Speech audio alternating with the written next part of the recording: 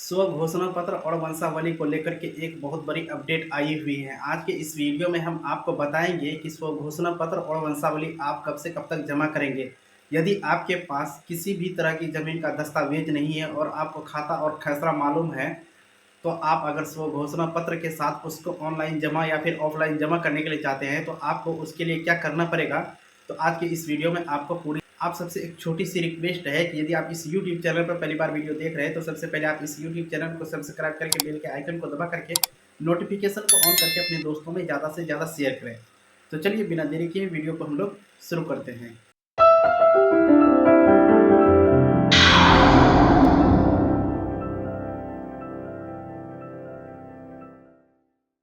तो देखिए दोस्तों, सबसे पहले हम बात करते हैं कि स्व घोषणा पत्र और वंशावली आप कब से कब तक जमा कर पाएंगे। तो इसका जो है कोई भी ऑफिशियल नोटिस नहीं आया है। आप लोगों की मन में जो भ्रम है और आप यूट्यूब पे जो वीडियो देख रहे हैं कि 5 तारीख लास्ट डेट है, ये बिल्कुल गलत है। क्योंकि अभी जो है इसका कोई ऑफिशियल नोटिस नहीं आया है कि आप स्व घोषणा पत्र और वंशावली जो है 5 तारीख तक ही जमा करेंगे। जी नहीं, अभी इस पे कोई रोक नहीं लगाया गया और ये डेट भी फिक्स नहीं किया गया है कि आप 5 तारीख तक ही जमा कर पाएंगे। आप ये ध्यान दें कि अगर आप अभी तक स्व घोषणा पत्र और वंशावली जमा नहीं किए हैं, तो आप जो है अपनी कागजात को जमा करके उसको जो है वंशावली और स्व घोषणा पत्र के साथ ऑनलाइन या फिर ऑफलाइन जमा कर सकते हैं। 5 तारीख के बाद भी आप जमा कर पाएंगे,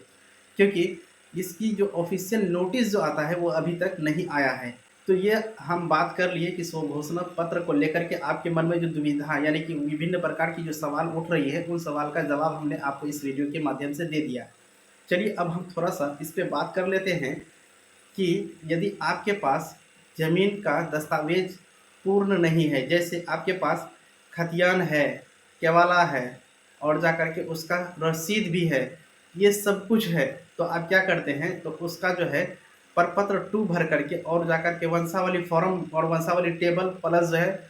वंशावली के आधार पे जो दखल है वो भर करके आप जमा करते हैं। लेकिन आज के इस वीडियो में हम आपसे बात करेंगे कि यदि आपके पास ज़मीन का कोई भी दस्तावेज नहीं है और आपको खाता भी मालूम है और खसरा भी मालूम है और रकबा भी सब कुछ अगर आपको मालूम है और आपके पास डॉक्यूमेंट नहीं है, तो ऐसी परिस्थिति में आप क्या करेंगे। तो देखिए, ऐसी परिस्थिति में आपको सिर्फ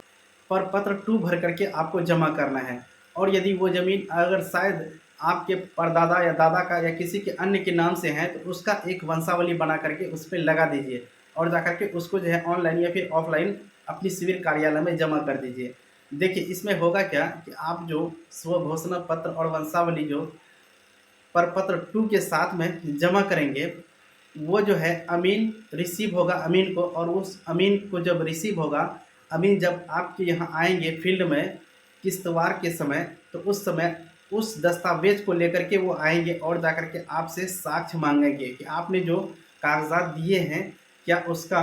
आपके पास प्रूफ है। तो ऐसी परिस्थिति में आप क्या करेंगे, तो आपके पास प्रूफ नहीं है, तो अभी आप प्रपत्र 2 भर करके जमा कर दीजिए। उसके बाद आपके पास अभी बहुत टाइम है, उस इसके अंदर में आप जो है किसी न किसी रूप में जो है जो ज़मीन का आप प्रपत्र 2 भर करके जमा किए हैं, उसका दस्तावेज को आप प्राप्त कर लें। क्योंकि जिस समय सर्वेक्षण करने के लिए आपके प्लॉट पर जाएंगे अमीन, तो वहाँ पे उस अमीन को आपको सबूत के तौर पे दिखाना होगा। अगर आप नहीं दिखाएंगे, तो अमीन के पास जो भी पुराना रिकॉर्ड है, जैसे मूल खतियान उनके पास होगा और जाकर के जमाबंदी जो है वो जमाबंदी से वो पहले मिलान करेगा। अगर मिलान खा जाता है और जाकर के उसको जो है समाज में प्रूफ मिल जाता है कि ये इसी का ज़मीन है, तो ऐसी परिस्थिति में आपकी नाम से खतियान खोल दिया जाएगा। लेकिन अगर वहाँ से अभी जो आप प्रपत्र 2 भर के जमा किए हैं, ये मिलान और उनके रिकॉर्ड के अनुसार नहीं मिलेगा, तो ऐसी परिस्थिति में होगा क्या कि आपका खतियान आपके नाम से दर्ज नहीं कराया जाएगा।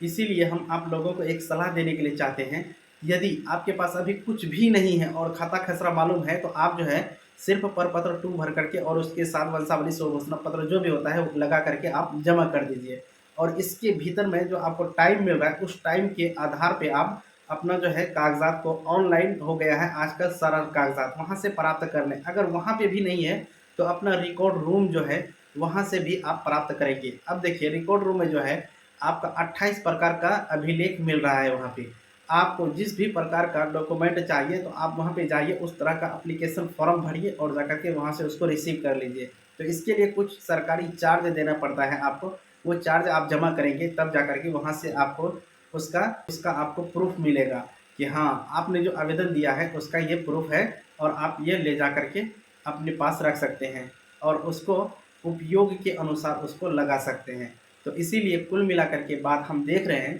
कि आपके पास